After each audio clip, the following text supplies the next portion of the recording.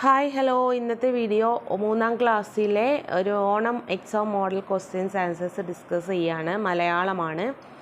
അപ്പോൾ വീഡിയോ ആദ്യമായിട്ട് കാണുന്നവരാണെങ്കിൽ ലൈക്കും ഷെയറും കമൻറ്റും ചെയ്യാൻ മറക്കരുതേ. അപ്പോൾ നമുക്ക് ക്വസ്റ്റ്യൻ പേപ്പർ കിട്ടിക്കഴിഞ്ഞാൽ കുറേ നിർദ്ദേശങ്ങൾ കാണും അല്ലേ. താഴെ കൊടുത്തിരിക്കുന്ന 6 പ്രവർത്തനങ്ങളിൽ ഒന്നാമത്തെ പ്രവർത്തനം നിർബന്ധമായും ഉത്തരം എഴുതണം.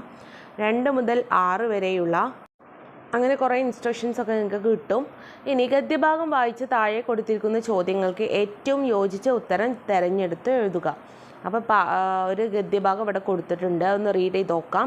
ടോൾസ്റ്റോയിയുടെ മുന്തിരിങ്ങ എന്ന കഥ കൂട്ടുകാർ പഠിച്ചല്ലോ. ഇതാ മറ്റൊരു മുന്തിരിങ്ങ കഥ. നല്ല പഴുത്ത മുന്തിരിങ്ങയുടെ മണം കൊതിയൻ കുറുക്കന് സന്തോഷമായി. അവൻ്റെ വായിൽ വെള്ളമൂറി. അവൻ പമ്മി പമ്മി മുന്തിരിത്തോട്ടത്തിലെത്തി. മുന്തിരിക്കുലയെല്ലാം വളരെ ഉയരത്തിലാണ്. എങ്ങനെ കിട്ടും? കുറുക്കൻ ഒരു എത്തും പിടിയും കിട്ടിയില്ല. മുന്തിരിക്കുലയ്ക്കു നേരെ പലവട്ടം ചാടി. എത്ര ചാടിയിട്ടും രക്ഷയില്ല. അവസാനം നിരാശയായ അവൻ സ്വയം പറഞ്ഞു, മുന്തിരിക്ക് ഭയങ്കര പുളിയാണ്. അല്ലേ, ഇങ്ങനെ ഒരു സ്റ്റോറി ഇവിടെ കൊടുത്തിട്ടുണ്ട്. ഇനി ഫസ്റ്റ് ക്വസ്റ്റ്യൻ ഇവിടെ കൊടുക്കുന്നുണ്ട്. പതുങ്ങി പതുങ്ങി എന്ന അർത്ഥത്തിൽ കഥയിൽ പ്രയോഗിച്ച പദം ഏത്? ഓപ്ഷൻ കൊടുത്തിട്ടുണ്ട്. എത്തും പിടിയും, പമ്മി പമ്മി, വെള്ളമൂറി അടക്കാൻ വയ്യ. ഏതാണ് ഉത്തരം? പമ്മി പമ്മി എന്നാണ് ഉത്തരം. ബി ആണ് അതിൻ്റെ ഉത്തരം. അടുത്ത നോക്കാം. വായിൽ വെള്ളമൂറി എന്ന പ്രയോഗം കൊണ്ട് സൂചിപ്പിക്കുന്നത് എന്താണ്? നിരാശനായി, ദാഹം കൊണ്ട് വലഞ്ഞു, ക്ഷീണിതനായി, കൊതിയായ. താഴെ ഏതാണ്? കൊതിയായ അല്ലേ. വായിൽ വെള്ളമൂറി എന്ന പ്രയോഗം കൊണ്ട് എന്താണ്? കൊതിയായ അല്ലേ, കൊതിച്ചിട്ട് അപ്പോഴാണ് വെള്ളം മൂറിയത്. താഴെ പറയുന്നവയിൽ കഥയിൽ ഇല്ലാത്ത വാക്ക് ഏത്? പലവട്ടം, സന്തോഷമായി, പഴുത്ത, കലശലായ. ഏതാണ്? പലവട്ടമല്ല. എന്താണ്? സന്തോഷമായില്ലല്ലോ, സന്തോഷമായി, അതാണ് ഇല്ലാത്ത വാക്ക്. സ്വയം പറഞ്ഞു എന്നതിന് പകരം ഉപയോഗിക്കാവുന്നത് ഏതാണ്? തനിയെ പറഞ്ഞു, ഉറക്കെ പറഞ്ഞു, പതുക്കെ പറഞ്ഞു, പിറുപിറുത്തു. ഏതാണ്? സ്വയം പറഞ്ഞു എന്ന് പറഞ്ഞാൽ തനിയെ പറഞ്ഞു. എ ആണ് ആൻസർ.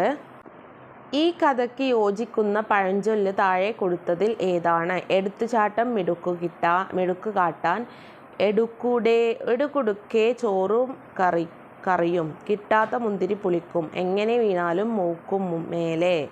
ഏതാണ്? കിട്ടാത്ത മുന്തിരി പുളിക്കും. ഇവിടെ 2 ചിത്രങ്ങൾ തന്നിട്ട് ചിത്രങ്ങൾ നോക്കൂ. ഏതെങ്കിലും ഒരു കലാരൂപത്തെക്കുറിച്ച് വിവരണം തയ്യാറാക്കുക അല്ലേ. 2 കലാരൂപങ്ങൾ തന്നിട്ടുണ്ട്. തുള്ളലും പിന്നെന്താണ്? കഥകളിയുമാണ്. ഏതെങ്കിലും ഒരു കലാരൂപത്തെക്കുറിച്ച് വിവരണം തയ്യാറാക്കാൻ പറഞ്ഞിട്ടുണ്ട്. അത് നോക്കാം. തുള്ളൽ എന്ന കലാരൂപം എത്ര വിധമുണ്ട് എന്നും ചോദിച്ചിട്ടുണ്ട്. അപ്പോൾ ഇവിടെ കലാരൂപമായ കഥകളിയെക്കുറിച്ച് നമുക്കൊന്ന് വിവരിക്കാം. ഒരു കേരളീയ കലാരൂപമാണ് കഥകളി. കൊട്ടാരക്കര തമ്പുരാൻ രൂപം നൽകിയ രാമനാട്ടമാണ് കഥകളിയുടെ ആദ്യ രൂപം. കഥാപാത്രത്തിൻ്റെ സ്വഭാവം അനുസരിച്ചാണ് കഥകളിയിലെ വേഷവിഭജനം. പച്ച, കത്തി, കരി, താടി, മിനുക്ക് എന്നിവയാണ് കഥകളി വേഷങ്ങൾ. അരങ്ങു, കേളി, തോടയം, വന്ദന ശ്ലോകം, പുറപ്പാട് എന്നിവയാണ് കഥകളിയുടെ ആരംഭത്തിലുള്ള പ്രധാന ചടങ്ങുകൾ. ഇനി ബി, 3 വിധമാണ് തുള്ളൽ പ്രസ്ഥാനം ഉള്ളത്. ബി നമ്മളോട് ചോദിച്ചിരുന്നു എത്ര വിധമുണ്ട് തുള്ളലെന്ന്. 3 വിധത്തിലാണ് ഉള്ളത് കേട്ടോ. കവിത പൂർത്തിയാക്കാം. ചാറി ചാറി പെയ്യുന്നു, പാടത്തെല്ലാം പെയ്യുന്നു, മലയുടെ മുകളിൽ പെയ്യുന്നു, ഇടിയും മിന്നലും പൊടിപൂരം. 4 വരികൾ കൂടി ചേർത്ത് കവിത പൂർത്തിയാക്കൂ. വിത്തുകളൊക്കെ മുളയ്ക്കുന്നു, തവളകൾ ചാടി മരിക്കുന്നു, പുഴവെള്ളത്തിൽ പുതുവെള്ളത്തിൽ ചാടാൻ കുട്ടികൾ എത്തിപ്പോയി. അല്ലേ, 4 വരി ചേർത്തു. അപ്പാണ്യത്തിന് പോയ പലഹാരക്കൊതിയന്മാരായ മണിയൻ്റെയും ചോണൻ്റെയും കഥ കൂട്ടുകാർ പഠിച്ചല്ലോ. ആ യാത്രയിൽ അവർ തമ്മിൽ എന്തെല്ലാം കാര്യങ്ങൾ സംസാരിച്ചിരിക്കും? സങ്കല്പിച്ചെഴുതുക. ചോണൻ: നെയ്യലുവ, മഞ്ഞലുവ, ചോന്നലുവ. ഓർക്കുമ്പോൾ തന്നെ നാവിൽ വെള്ളം വരുന്നു അല്ലേ. എങ്ങനെ നമുക്ക് എഴുതാം? അതിൻ്റെ ഉത്തരം നോക്കാം. സംഭാഷണം എഴുതാനാണ് പറഞ്ഞിട്ടുള്ളത്. മണിയൻ എന്ത് പറഞ്ഞു? നീ പറഞ്ഞ പലഹാരങ്ങളൊന്നും ഞാൻ കേട്ടിട്ട് കൂടിയില്ല. ചോണൻ പറഞ്ഞു, ഒരു തവണ അപ്പാണത്തിന് പോയാൽ പിന്നെ എല്ലാ വർഷവും പോകും. മണിയൻ പറഞ്ഞു, ഞാൻ ആദ്യം ഓർത്തു നീയൊരു മണ്ടനായതുകൊണ്ടാണ് ഇത്രയും ദൂരെ പോകുന്നതെന്ന്. ചോണൻ: ഇത്രയേറെ പലഹാരങ്ങൾ രുചിക്കാനുള്ള അവസരം പാഴാക്കിയാൽ അതാകും മണ്ടത്തരം. ഹരിതകർമ്മ സേനാംഗങ്ങളെ ആദരിക്കുന്ന ചടങ്ങ് നിങ്ങളുടെ സ്കൂളിൽ സംഘടിപ്പിക്കുന്നു എന്ന് കരുതുക. ഈ പരിപാടിയുടെ നോട്ടീസ് തയ്യാറാക്കുക. ബി, പ്ലാസ്റ്റിക്കിന് പുറമെ ഹരിതകർമ്മ സേനാംഗങ്ങൾ ശേഖരിക്കുന്ന 2 വസ്തുക്കളുടെ പേര് കൂടി എഴുതുക. നമുക്ക് നോക്കാം എങ്ങനെയാണ് ഈ നോട്ടീസ് തയ്യാറാക്കേണ്ടതെന്ന്.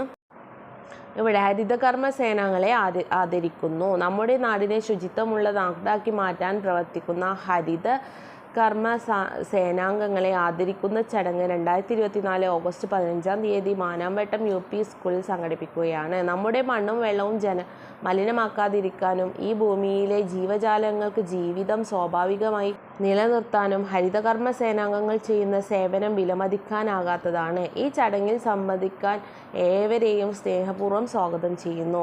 നിങ്ങൾക്ക് നോട്ടീസ് തയ്യാറാക്കുമ്പോൾ എന്ത് വേണം? ഹെഡിങ് വേണം, അട്രാക്ഷൻ വേണം കേട്ടോ. അപ്പോൾ നിങ്ങൾക്ക് എന്ത് ചെയ്യുക, കളറൊക്കെ കൊടുത്തിട്ട് ഒരു ബോക്സിലാക്കിയിട്ട് നല്ല ആകർഷിക്കുന്ന രീതിയിലുള്ള ഒരു നോട്ടീസൊക്കെ തയ്യാറാക്കാം. കറുകപ്പുൽ മൈതാനം കാനനോത്സവം നടക്കുകയാണ്. ഫാഷൻ ഷോ, പാട്ട് മത്സരം, നൃത്തം, അമറൽ മത്സരം തുടങ്ങിയ വിവിധ കലാപരിപാടികൾ അരങ്ങേറി. കുഞ്ഞുകുരുവി കലാമേളയുടെ അധ്യക്ഷത വഹിച്ചു. ചിന്നക്കുയിൽ കൺവീനറായി. ഇനി ക്വസ്റ്റ്യൻ എന്താണെന്ന് വെച്ചാൽ, ഈ പരിപാടിയെക്കുറിച്ച് പിറ്റേ ദിവസത്തെ വനശബ്ദം പത്രത്തിൽ വന്ന വാർത്ത തയ്യാറാക്കുക. പാഠഭാഗത്തെ സൂചകങ്ങൾ കൂടി പ്രയോജനപ്പെടുത്തുമല്ലോ. കറുകപ്പുൽ കാട്ടിൽ കാനനോത്സവം. കറുകപ്പുൽ കാട്ടിൽ ആഘോഷത്തിൻ്റെ പൂത്തിരി കത്തിച്ച് കാട്ടുകലോത്സവം അരങ്ങേറി. സംഗീതദിനത്തോടനുബന്ധിച്ചാണ് കാനനോത്സവം സംഘടിപ്പിച്ചത്. കലാമേളയുടെ അധ്യക്ഷത വഹിച്ചത് കുഞ്ഞിക്കുരുവിയും കൺവീനർ ചിന്നക്കുയിലും ആയിരുന്നു. ഫാഷൻ ഷോ, നൃത്തം, അമറൽ മത്സരം തുടങ്ങിയ വിവിധ കലാപരിപാടികൾ നടന്നു.